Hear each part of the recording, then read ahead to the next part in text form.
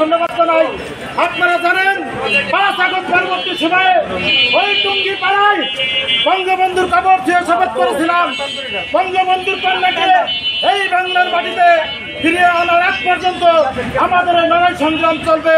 ঠিক সেদিন মৃত্যুর মুখোমুখি দাঁড়িয়ে মাথায় কাফনের কাফর বেঁধে মৃত্যুর অ্যাপয়েন্টমেন্ট নিয়ে রাজপথে নেমেছি।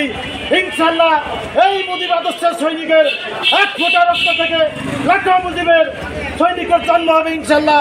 সংগ্রামী সাথী ও বন্ধুগণ, সবাই সংক্ষিপ্ত হওয়ার কারণে আজকের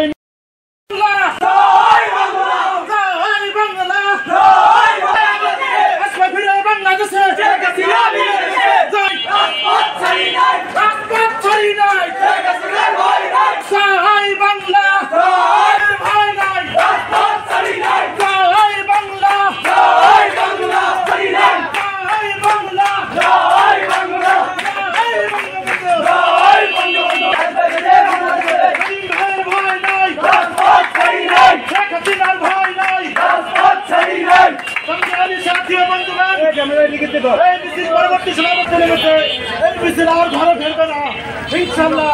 জয় বাংলা।